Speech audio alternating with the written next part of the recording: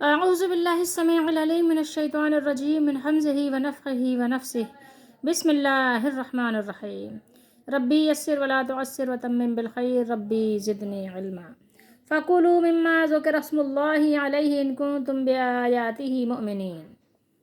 یہ ایک ہی آیت ہے، آیت نمبر 118، سورہ انعام 8واں سپارہ۔ سو تم لوگ کھاؤ، چنانچہ تم اس کا گوشت کھاؤ، کس کا؟ جو ذبح کیا گیا اللہ کے نام پر۔ اسے یہاں بات ہی انہی جانوروں کی ہو رہی ہے۔ سو تم اس جانور کا گوشت کھاؤ جس پر اللہ کا نام پڑھا گیا ہے، جس پر اللہ کا نام لیا گیا ہے، ذکر اسم اللہ، جس پر اللہ کا اسم، اللہ کا نام پڑھا گیا ہے، اگر تم اس کی آیات پر ایمان لانے والے ہو، اگر ان کنتم بآیاتہ مؤمنین۔ پیچھے سے اس آیت مبارکہ کا ربط کیا ہے، تطبیق کیا ہے، تعلق کیا ہے، وہ دیکھیے۔ پیچھے ہم نے آیت نمبر 16 اور 17 میں پڑھا کہ اگر آپ اکثر لوگوں کی بات مانیں گے، اکثر لوگوں کے پیچھے چلیں گے، تو کیا ہوگا کہ وہ آپ کو راستے سے گمراہ کر دیں گے، صحیح اور سیدھی سڑک سے آپ کو کیا کریں گے، پگڈنڈیوں میں لے جائیں گے، اور آپ کو ایسے جنگلات میں گھما دیں گے، بھٹکا دیں گے کہ پھر آپ کو لیے راستہ ملنا مشکل ہو جائے گا۔ تو آپ گمان کے پیچھے مت چلیں، یا باپ دادا کی باتوں پر مت چلیں۔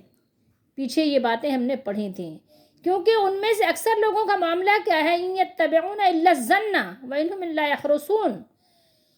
وہ ان میں سے اکثر کیا ہے، گمان کے پیچھے چلتے ہیں، صرف قیاسی گھوڑے دوڑا رہے ہیں، ٹھیک ہے، اس کے سوا اور کسی چیز کی پیروی نہیں کر رہے ہیں، صرف گمان، قیاس، تعویلات، اس کے سوا ان کے پاس کچھ نہیں ہے، وہ اٹکل کے گھوڑے دوڑا رہے ہیں، ٹھیک ہے۔ اور آپ کو پتہ ہے کہ یقین کے سامنے گمان کچھ فائدہ نہیں دیتا۔ جب آپ کو ایک یقینی بات موجود ہو آپ کے سامنے، تو پھر آپ کو گمان کی کیا ضرورت ہے بھلا؟ ایک یقینی بات کے سامنے کبھی بھی آپ گمان کو ترجیح نہیں دیتے۔ اور پھر ہم نے یہ بھی پڑھا کہ ان ربک هو اعلم من يضل عن سبیلہ وهو اعلم بالمہتدین، کہ بے شک آپ کا رب ہی خوب جاننے والا ہے کہ جو اس کے راستے سے بھٹکتا ہے، اور وہی ہدایت پانے والوں کو بھی خوب جاننے والا ہے۔ اللہ تعالیٰ جانتے ہیں کہ ہدایت یافتہ کون ہے، جو قرآن و سنت پہ چلتے ہیں جو لوگ، اور گمراہ کون ہیں، جو قرآن و سنت سے ہٹ کر گمان کے پیچھے چلتے ہیں، باپ دادا کے پیچھے چلتے ہیں، اور اکابر کے پیچھے چلتے ہیں، اگرچہ وہ بھٹکے ہی ہوئے، ان کو قرآن حدیث سے کوئی دور دور کا ان کا تعلق بھی نہ ہو، تو اللہ کو خوب معلوم ہے، ٹھیک ہے۔ تو آپ اور مجھے کیا کرنا ہے کہ ان لوگوں کے پیچھے نہیں چلنا ہے۔ ہم لوگوں کو کس کے پیچھے چلنا ہے؟ جو لوگ قرآن و سنت پر چلتے ہیں ان کے پیچھے چلنا ہے۔ اصل اس میں کون ہے؟ صحابہ ہیں۔ جو لوگ صحابہ کے طریقے پہ چلتے ہیں ہمیں ان کے طریقے پہ چلنا ہے۔ اور صحابہ کس کے طریقے پہ چلتے تھے؟ وہ اللہ کے رسول صلی اللہ علیہ وآلہ وسلم کے بتائے ہوئے طریقے پر، اور آپ کے سنائے ہوئے قرآن پر، آپ کے فرامین، آپ کا پڑھایا ہوا قرآن جو اللہ کے پاس سے آپ لے کر آئے، جو آپ کو اللہ تعالیٰ نے دے کر بھیجا، جو جبریل علیہ السلام اللہ کے پاس سے لے کر آئے، جو رسول اللہ صلی اللہ علیہ وسلم پر وحی کیا گیا، اس کلام سے جو کچھ رسول اللہ صلی اللہ علیہ وسلم سکھاتے ہیں، تو صحابہ رسول اللہ صلی اللہ علیہ وسلم کی اتباع کرتے ہیں۔ ظن و تخمین اور قیاس اور باپ دادا اور اکابر کے پیچھے نہیں چلتے۔ جو لوگ اکابر کے پیچھے چلتے تھے تو وہ پھر اسی میں گمراہ ہو کر اسی میں مر گئے، ان کو ہدایت نصیب نہیں ہوئی، کیونکہ ظاہر ہے ان کے اکابر تو گمراہ تھے۔ اللہ نے فرمایا وہ تمہارے باپ دادا تو کچھ بھی نہیں جانتے تھے، ان کے پاس تو قرآنی دلائل اور رسولوں کے براہین جو ہیں حجت، وہ تو تمہارے پاس، تمہارے باپ دادا کے پاس تھی نہیں اس سے پہلے۔ تو اب یہاں پر بات کیا ہو رہی ہے کہ صحابہ کرام کس طرح کھاتے تھے جانوروں کو؟ اللہ کا نام لے کر ذبح کرتے تھے۔ فَكُلُوا مِمَّا ذُكِرَ اسْمُ اللَّهِ عَلَيْهِ، وہ حلال جانور جسے ذبح کرتے تھے اللہ کا نام لے کر، بسم اللہ اللہ اکبر، بسم اللہ واللہ اکبر، ٹھیک ہے، یا شکار کرتے وقت اللہ کا نام لے کر جانور کو چھوڑ دیتے تھے، تو کیا ہوتا تھا؟ پھر وہ حلال ہو جاتا تھا، ٹھیک ہے۔ تو اس لیے اس کو کھاؤ اگر تم اس کی آیات پر ایمان رکھتے ہو۔ سمجھ رہے ہو بات کو؟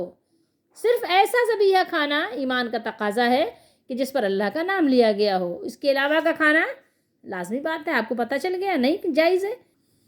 ایک بات ہے ہمیشہ دیکھا کریں، غور کیا کریں کہ جو لوگ اللہ پر ایمان نہیں لاتے وہ طرح طرح کے اعتراضات کرتے ہیں، اور کس بنیاد پہ؟ صرف قیاس کی بنیاد پر کرتے ہیں۔ تو کفار مکہ جو تھے، کفار مکہ اس لیے کہا جا رہا ہے کہ ظاہر ہے جب اس وقت شان نزول تو یہی ہے نا، لیکن بعد والے بھی ظاہر اس سے پیچھے تو نہیں ہیں، کفار مکہ سے پیچھے تو کوئی بھی نہیں ہے، ٹھیک ہے؟ تو ظاہر ہے وہ ان کے نقش قدم پہ چل رہے ہیں، ایمان والے ظاہر ہے اپنے لوگوں کے نقش قدم پہ چل رہے ہیں۔ تو کفار جو ہے وہ مسلمانوں پر طرح طرح کا اعتراض کیا کرتے تھے۔ تو ایک عجیب و غریب سا یہ بھی اعتراض تھا کہ صحابہ کرام کو کہتے تھے، رسول اللہ صلی اللہ علیہ وسلم سے کہتے تھے کہ یہ عجیب لوگ ہیں، جس چیز کو اللہ مار دے اسے تو حرام سمجھتے ہیں، اور جسے یہ خود ذبح کرتے ہیں، سو خود مارتے ہیں، اسے حلال جانتے ہیں۔ یہ آج بھی کچھ لوگ ایسے ہیں جو کہتے ہیں، یہ تو میں نے اپنے کانوں سے سنی ہوئی بات بتا رہی ہوں، آج بھی کچھ لوگ ایسے ہیں کہ یہ مسلمان نعوذ باللہ بدعقل ہیں، کہ جس کو یہ خود مارتے ہیں یعنی ذبح کرتے ہیں چھریوں سے تو اس کو کھاتے ہیں، اور جس کو اللہ مارتا ہے یعنی جو طبعی طور پر مر جائے جانور تو اس کو نہیں کھاتے، ٹھیک ہے؟ تو جو طبعی طور پر مرتا ہے اس کو یہ سمجھتے ہیں کہ اس کو اللہ نے مارا ہے، اور جس کو ذبح کیا جاتا ہے اس کو سمجھتے ہیں کہ انہوں نے مارا ہے۔ اب یہ حلال و حرام کی تمیز نہیں جانتے، تو کہتے تھے کہ یہ عجیب لوگ ہیں، جس کو خود مارتے ہیں اس کو کھاتے ہیں، اور جس کو اللہ مارتا ہے اس کو نہیں کھاتے، مردار نہیں کھاتے۔ تو اس کے متعلق فرمایا کہ یہ کیا معاملہ ہے پتہ ہے آپ کو؟ یہ شیطانی وسوسہ ہے، شیطانی وسوسوں سے اپنے آپ کو دور رکھو۔ ان کا یہ کہنا ہی سرے سے غلط بات ہے کہ جو چیز خود مرے اس کو اللہ نے مارا ہے، یہ بات بالکل غلط ہے، اور جس کو ذبح کیا جائے اس کو ذبح کرنے والے نے مارا ہے، یہ بات غلط ہے۔ ذبح کیا ہے اللہ کے حکم سے، اور اللہ کے نام پر جو چیز ذبح کی جائے، جو ذبیحہ ہو حلال جانور کا، حرام نہ ہو، تو اس کا کھانا اللہ نے حلال کیا ہے، اللہ کے حکم سے ذبح کیا گیا ہے، بلا وجہ ایسے ہی نہیں اس کو ذبح کیا گیا، ٹھیک ہے؟ اس کو گردن مروڑ کر اس کو نہیں مارا گیا ہے، اس کو تیر اور تلوار سے نہیں مارا گیا ہے، بلکہ جس طریقے پر اللہ تعالیٰ نے اس کو مارنے کا، ذبح کرنے کا حکم دیا، اس طریقے پر بسم اللہ اللہ اکبر پڑھ کر اس پر چھری چلائی گئی ہے، خون بہایا گیا ہے، اسی طریقے سے کھانے کو اللہ تعالیٰ نے جائز کیا ہے، اور وہی طریقہ کار مسلمانوں نے اختیار کیا ہے۔ تو پھر بھلا وہ چیز کیسی حرام ہو گئی؟ اس کو کیوں نہیں کھاؤ گے؟ اس کو کھاؤ، کیونکہ حلال و حرام کا جو حق ہے وہ صرف اور صرف اللہ کو ہے، مالک کو ہے، ٹھیک ہے؟ حلال و حرام کے لیے اللہ تعالیٰ کے احکام کی پابندی ہم پر لازم ہے، لازمی طور پر ہمیں اللہ کے حکم کی پابندی کرنی ہے۔ جس کو اللہ نے جس طریقے سے حلال کیا ہے وہ حلال ہے۔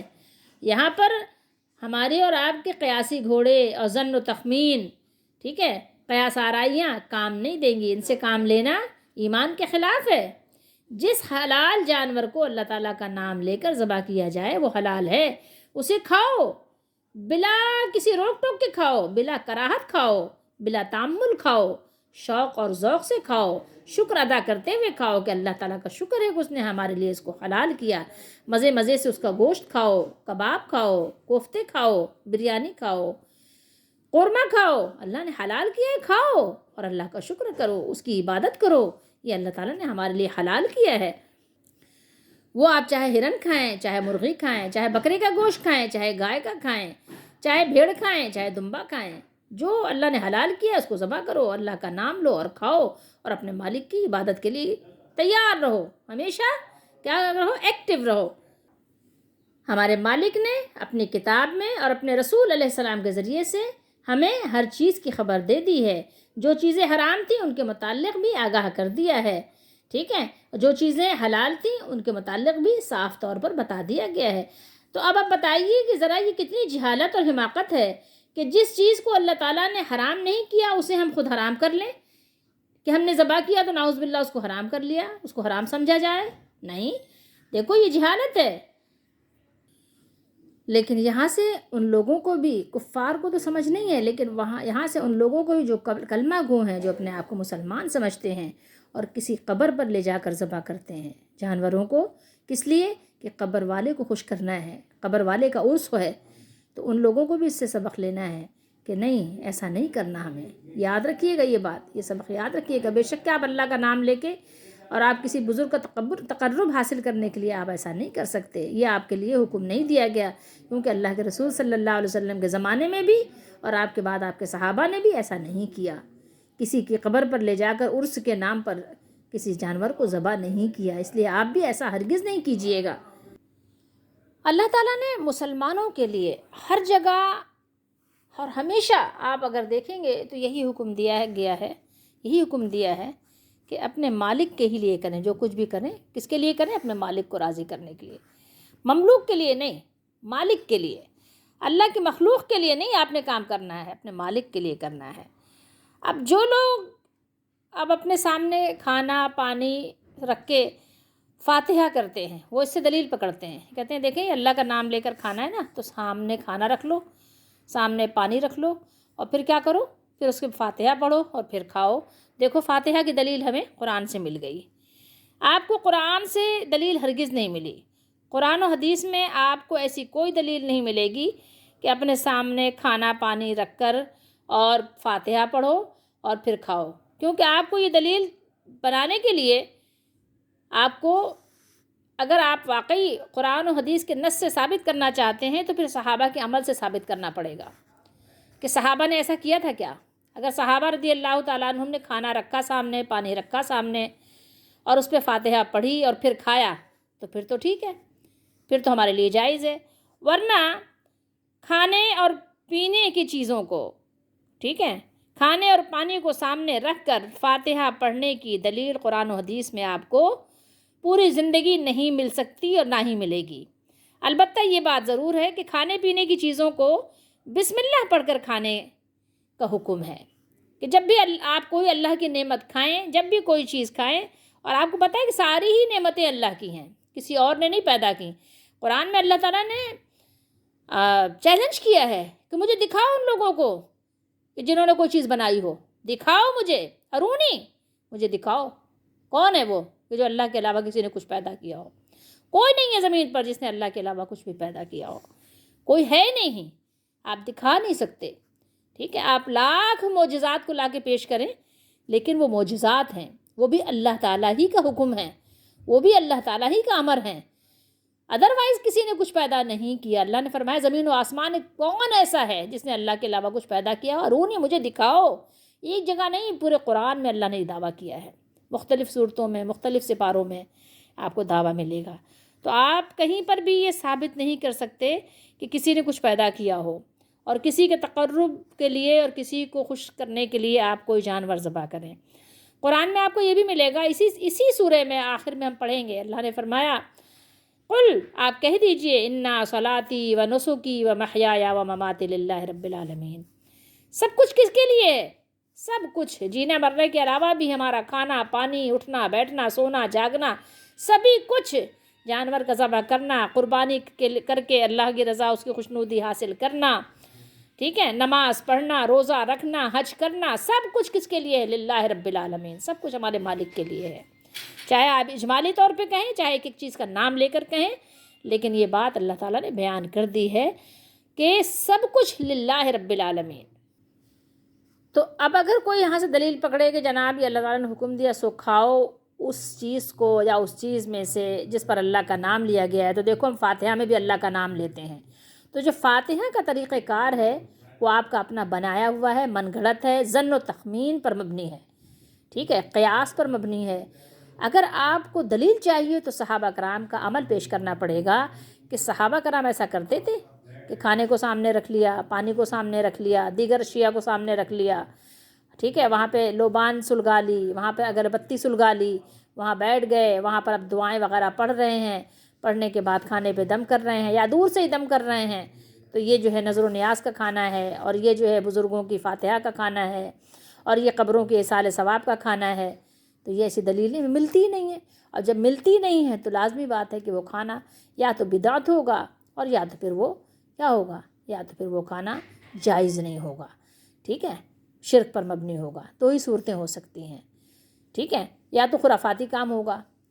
تو ایمان جو ہے ہمارا وہ ان سب چیزوں سے ہمیں منع کرتا ہے، قرآن ہمیں ان سب چیزوں سے منع کرتا ہے۔ دیکھیں یہاں کہاں آپ کو دلیل مل رہی ہے کہ سامنے کھانا رکھ کر پھر ہاں بسم اللہ پڑھ کر کھانے کی آپ کو دلیل ملے گی، آپ کو یہ تو بے شمار جگہ دلیل ملے گی کہ بسم اللہ پڑھ کر کھانا کھاؤ، بسم اللہ پڑھ کر پانی پیو، بسم اللہ پڑھ کر سو، بسم اللہ پڑھ کر اٹھو، اللہ کا نام لے کر ہر وقت اللہ کا نام لو، اللہ کے نام کی مالا جپو، ٹھیک ہے، 11ویں کی شریف کے پیر کے نام کے 11 نام نہیں پڑھنے ہیں، ٹھیک ہے، ابراہیم علیہ السلام کے 11 نام پڑھ کر آپ کو نہیں اٹھنا بیٹھنا ہے، حالانکہ وہ خلیل اللہ ہیں، تو جب ابراہیم علیہ السلام کا نام لے کر آپ کو اٹھنا بیٹھنا نہیں ہے تو یہ بڑے پیر کا نام لے کر اٹھنا بیٹھنا کیسے ہو سکتا؟ سوچئے تھوڑی دیر کے لیے، نہیں ہو سکتا نا، یہ تو آپ کا بنایا ہوا ظن و تخمین ہے۔ ظن و تخمین سے اپنے آپ کو بچائیے، اس سے دور بھاگیے، کیونکہ ظن و تخمین آپ کو لے جا کر کسی ایسی کھائی میں گرائیں گے جہاں سے پھر آپ اٹھ نہیں سکیں گے۔ تو اس لیے یہاں پر کوئی دلیل نہیں ہے کہ آپ کھانا پانی رکھ کے آپ فاتحہ کریں اور جناب لوگوں میں ڈھول بجائیں کہ دیکھو میں دلیل مل گئی قرآن سے، ہے نا، میں نے سنا ہے ایسے لوگ نا مقرر آپ کو ملیں گے جو اس طرح کی تقریریں کر رہے ہوتے ہیں۔ مومن مسلمان ہر کام اپنے مالک کو خوش کرنے کے لیے، اس کی رضا حاصل کرنے کے لیے کرتے ہیں، وہ کسی اور کا تقرب، کسی اور کی خوشی، کسی اور کی رضا کے لیے کوئی کام نہیں کرتے۔ یہاں پر اللہ تعالیٰ نے مومن بندوں کے لیے اس بات کو جائز قرار دے دیا ہے کہ وہ ان جانوروں کو کھا سکتے ہیں جنہیں اللہ تعالیٰ کے نام سے ذبح کیا گیا ہو۔ اب آپ یہاں سے دیکھیے کہ اس کا مفہوم مخالف کیا بنے گا؟ اس کا مفہوم مخالف یہ ہوگا کہ ان جانوروں کو کھانا حلال نہیں ہے جن پر اللہ کا نام نہیں لیا گیا۔ آپ سمجھ رہے ہیں بات کو، کہ نہ تو مردار حلال ہے اور نہ ہی گلا گھوٹ کر مارنے جانے والا جانور حلال ہے۔ اس کا ذکر قرآن مجید میں 4 جگہ بیان ہوا ہے، اور ابھی یہاں پر بھی اس کا بیان ہوگا، اس کے آگے ہم اس کی بھی تلاوت کریں گے۔ تو اب یہاں آپ نے سمجھنا یہ ہے کہ آپ نے جو بھی کام کرنا ہے اپنے مالک کے حکم کو سامنے رکھ کر آپ نے کرنا ہے۔ اور مالک کے حکم کو آپ کیسے سمجھیں گے؟ آپ کو سمجھ اس طرح آئے گی کہ رسول اللہ صلی اللہ علیہ وسلم نے اس کے بارے میں کیا بیان کیا ہے، اور رسول اللہ صلی اللہ علیہ وسلم نے جو بیان کیا، جو سمجھایا، جو پڑھایا، اس کو صحابہ نے کیسے سمجھا، کیسے پڑھا، اس کی روشنی میں آپ نے اس عمل کو بچا لانا ہے، ورنہ آپ پھر کیا ہے بھٹک جائیں گے اور پگڈنڈیوں پہ چلنا شروع کر دیں گے، تو کبھی ادھر گریں گے اور کبھی ادھر گریں گے، کوئی دلیل آپ کے پاس نہیں ہوگی۔ اس لیے سمجھنے کی کوشش کیجیے قرآن مجید کی آیت مبارکہ کو۔ اب آئیے اسی آیت کی روشنی میں ہم آپ کو حدیث شریف بھی دکھا دیتے ہیں، تاکہ آپ کے ذہن میں یہ بات کلیئر ہو جائے اور کنفیوژن دور ہو جائے، آپ کنفیوز نہ ہوں کہ آپ کو کوئی حدیث یہ دکھا کے بیوقوف بنا دے۔ تو دیکھ لیجئے، مسلم شریف ہے، یہ کتاب اللقطہ ہے، یہ ٹھیک ہے، گری پڑی چیزوں کے بیان میں ہے، اور آپ دیکھیں باب کس چیز کا باندھا گیا ہے، ہاں باب ہے باب استحباب خلط الازوادی، یہ ہوتا ہے نا زاد سفر کہتے ہیں نا، زاد سفر، تو یہ وہی زاد ہے، تو اس کی جمع ہے اصل میں۔ اذا قلت یہ قلت سے ہے، جیسے اردو میں بھی آپ بولتے ہیں نا اس چیز کی قلت ہو گئی، کمی ہو گئی، ٹھیک ہے۔ حدیث نمبر ہے 4518، اس کے راوی ہیں ایاس بن سلمہ۔ انہوں نے بیان کیا کہ انہوں نے سنا اپنے بابا سے، اپنے والد سے، وہ کہتے تھے کہ ہم جناب رسول اللہ صلی اللہ علیہ وسلم کے ساتھ نکلے ایک لڑائی میں، ٹھیک ہے، وہاں ہم کو تکلیف ہوئی، کس چیز کی؟ کھانے پینے کی تنگی ہوئی، کھانے اور پینے کی، یہاں تک کہ ہم نے قصد کیا، قصد ارادہ، سواریوں کے کاٹنے کا، یعنی ذبح کرنے کا۔ سواریوں یعنی سواریاں کیا ہوتی ہیں؟ 2 اونٹ اور 2 گھوڑے، ان کو ذبح کرنے کا یعنی حکم کیا۔ تو جناب رسول اللہ صلی اللہ علیہ وآلہ وسلم نے حکم دیا، یعنی آپ صلی اللہ علیہ وسلم سے سوال ہوا، پوچھا گیا یا رسول اللہ کھانے پینے کی تنگی ہے، پیٹ خالی ہے، کیا کھائیں؟ تو اب یہ اونٹ ذبح کر لیتے ہیں، ٹھیک ہے، اس کی ڈیٹیل اور بھی جگہ ہے، بہرحال تو آپ صلی اللہ علیہ وسلم نے حکم دیا، تو ہم نے اپنے توشوں کو جمع کیا۔ یہاں پر اونٹ کو ذبح کرنے کی بات نہیں ہے، اونٹ ذبح کرنے کی بات ہوئی تھی، حدیث میں موجود ہے۔ تو ہوا یہ تھا کہ حضرت عمر رضی اللہ تعالیٰ عنہ کو جب یہ خبر ہوئی تو حضرت عمر رضی اللہ تعالیٰ عنہ نے منع فرمایا، کہا رسول اللہ صلی اللہ علیہ وسلم کے پاس چلو، اگر ہم نے اپنی سواریوں کو ذبح کر دیا، جیسا کہ دیکھیں یہاں موجود ہے سواریوں کے کاٹنے کا، ٹھیک ہے، سواریوں کو کاٹنے کا کیا کیا تھا انہوں نے، یعنی اونٹوں کو ذبح کرنے کا ارادہ کر لیا تھا۔ تو حضرت عمر رضی اللہ تعالیٰ عنہ کو جب یہ خبر پہنچی تو آپ نے منع فرمایا کہ اگر ہم سواریوں کو اپنے ذبح کر کے کھانا شروع کر دیں گے تو ظاہر ہے اپنے گھر تک پہنچنے کے لیے چلیں گے کیسے؟ پیدل چل کے تو ادموے ہو جائیں گے، حشر نشر ہو جائے گا ہمارا، تو اس کو ذبح نہیں کیا جائے، بلکہ یہ کہ سب لوگ یہ کریں۔ تو یہ جب حضرت عمر رضی اللہ تعالیٰ عنہ نے مشورہ دیا تو پھر رسول اللہ صلی اللہ علیہ وسلم نے بھی سواریوں کو ذبح کرنے سے منع فرمایا کہ ایک دسترخوان بچھا لو اور اس پر سب لوگ جس کے پاس جو کچھ بھی ہے، ایک کھجور کسی کے پاس ہے تو وہ ایک کھجور لے آئے، روٹی کا ایک ٹکڑا ایک لقمہ ہے تو وہ لے آئے، پنیر ہے تو وہ لے آئے، جس کے پاس جو کچھ بھی ہے وہ لے آئے، اسی دسترخوان پہ رکھ دے، ٹھیک ہے۔ تو پھر سب صحابہ کرام نے کیا کیا، اپنے توشوں کو جمع کیا اور ایک چمڑا بچھایا بطور دسترخوان، اس پر سب لوگوں کے توشے یعنی کھانے پینے کے جو بھی چھوٹی چھوٹی تھوڑی تھوڑی سی اشیاء تھی اکٹھے ہوئے۔ سلمہ رضی اللہ تعالیٰ عنہ نے کہا کہ یعنی اس کو انہوں نے لمبائی چوڑائی ناپی، میں لمبا ہوا اس کے ناپنے کے لیے تو ناپا اس کو، وہ اتنا تھا جتنی جگہ میں بکری بیٹھتی ہے، یعنی بہت تھوڑی سی جگہ تھی، بکری کی تھوڑی سی جگہ میں بیٹھ جاتی ہے نا، آپ نے دیکھا ہوگا، تو اتنی جگہ تھی۔ اور ہم لوگ لشکر کے کتنے لوگ تھے؟ 1400 تھے۔ کھانے پینے کی اشیاء جو جمع ہوئی تھی یعنی ایک چھوٹے سے دسترخوان پہ جتنی دور میں ایک بکری بیٹھ جاتی ہے اتنا ہی جمع ہوا تھا کھانا، ٹھیک ہے۔ اور آپ کو پتہ ہے کہ وہ پوری ڈھیری نہیں بن گئی تھی، بس تھوڑا سا کھانا اتنی دور میں جمع ہو گیا تھا جو لوگوں کے پاس تھا۔ پھر یہاں بات پوری نہیں ہے، حدیث شریف میں موجود ہے کہ پھر رسول اللہ صلی اللہ علیہ وسلم نے وہاں بیٹھ کر پڑھا تھا۔ کیا پڑھا تھا؟ یہ صحابہ کرام نے نہیں بیان کیا، یہ کہیں پر بھی مذکور نہیں ہے۔ رسول اللہ صلی اللہ علیہ وسلم نے دسترخوان پر دعائیں مانگی تھیں، برکت کی دعا پڑھی تھی، جو بھی پڑھا تھا کچھ نہیں پتہ، لیکن صحابہ کرام نے یہ بیان کیا کہ رسول اللہ صلی اللہ علیہ وسلم نے اس کھانے کے پاس کچھ پڑھا تھا۔ اور پھر صحابہ کرام کو حکم دیا کہ سب لوگ اپنے اپنے توشے بھر لیں۔ توشے سے مراد یہ کہ برتن لائیں، جو جس کے پاس برتن ہے، ٹفن ہے، جو بھی ہے اپنا برتن لا کر، تھیلیاں ہیں، شوپر ہیں، سب لا کے اپنا بھر لیں۔ تو سب صحابہ کرام نے لا کے یہاں پر موجود ہے، دیکھیں توشہ دان کو بھر لیا۔ تو جناب رسول اللہ صلی اللہ علیہ وسلم نے فرمایا کہ وضو کا پانی ہے۔ ایک شخص ڈول میں ذرا سا پانی لے کر آیا، آپ صلی اللہ علیہ وسلم نے اس کو ایک گھڑے میں ڈال دیا اور ہم سب لوگوں نے اسی پانی سے وضو کیا، خوب بہاتے جاتے تھے۔ 1400 آدمیوں نے یعنی اس پانی سے وضو کیا، غسل کیا، پیا، اپنا برتن بھرا۔ بعد اس کے 8 آدمی اور آئے، 1400 کے علاوہ 8 اور آئے، انہوں نے کہا وضو کا پانی ہے؟ جناب رسول اللہ صلی اللہ علیہ وسلم نے فرمایا وضو ہو چکا، ٹھیک ہے۔ 8 افراد سے آپ نے فرمایا کہ وضو ہو چکا۔ بہرحال آپ نے یہاں پر یہ بات سمجھ لی کہ یہ رسول اللہ صلی اللہ علیہ وسلم کا معجزہ تھا کہ تھوڑے سے کھانے کو اللہ تعالیٰ آپ کی دعا کی برکت سے زیادہ کر دیتے تھے اور تھوڑے سے پانی کو بھی بہت کر دیتے تھے، یعنی جو 2-4 لوگوں کے لیے بھی پیٹ بھرنے کو نہیں ہو تو وہ 1400 لوگ بھی کھا لیتے تھے، 14,000 ہوں بھی تو کھا لیں، لاکھوں بھی ہو تو اللہ تعالیٰ کی رحمت سے، نبی صلی اللہ علیہ وسلم کے معجزات سے یہ عمل ظہور پذیر ہو جاتا تھا۔ تو اب آپ نے یہاں دیکھا کہ اگر کوئی آپ کو یہ حدیث یا اس جیسی دوسری حدیث جو حدیثوں میں موجود ہے کہ رسول اللہ صلی اللہ علیہ وسلم کے دسترخوان پہ، توشے پہ تھوڑے سے کھانے کو پڑھ کر، دعا پڑھ کر اور زیادہ کر دینا ہوا کرتا تھا، تو آپ اس سے یہ نتیجہ اخذ نہیں کر سکتے کہ یہ کام آپ بھی کریں۔ کیوں؟ اس لیے کہ رسول اللہ صلی اللہ علیہ وسلم کے صحابہ نے یہ عمل دیکھا تھا اپنی آنکھوں سے، لیکن پھر بھی صحابہ نے اس عمل کو ریپیٹ نہیں کیا تھا کہ صحابہ کرام کے زمانے میں جب قحط پڑا تو کہیں کہ چلو بھائی سب لوگ اپنا اپنا کھانا لے آؤ اور ہم دعا پڑھتے ہیں، اس پہ فاتحہ پڑھتے ہیں، کھانا زیادہ ہو جائے گا۔ اگر یہ کام صحابہ نے کیا ہوتا تو ہمارے لیے بھی جائز ہوتا، لیکن جب صحابہ نے نہیں کیا تو ہمارے لیے بھی یہ کام جائز نہیں ہے۔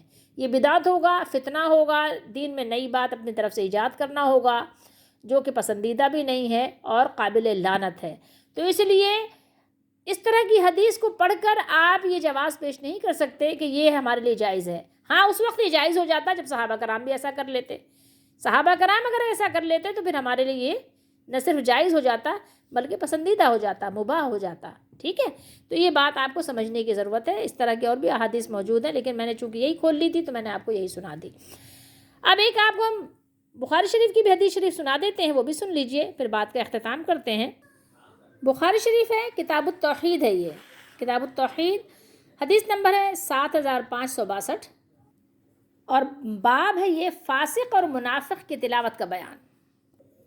اس کے راوی ہیں حضرت ابو سعید خدری رضی اللہ تعالیٰ عنہ، انہوں نے بیان کیا کہ رسول اللہ صلی اللہ علیہ وسلم نے فرمایا کچھ لوگ مشرق کی طرف سے نکلیں گے، ہم مشرق میں رہتے ہیں، یاد رہے آپ کو، ٹھیک ہے، انڈیا، پاکستان، بنگلہ دیش، یہ سب مشرق میں ہیں، مشرق سے نکلیں گے اور قرآن پڑھیں گے جو ان کے حلق سے نیچے نہیں اترے گا۔ کیا ہے؟ فرمایا جو ان کے حلق سے نیچے نہیں اترے گا۔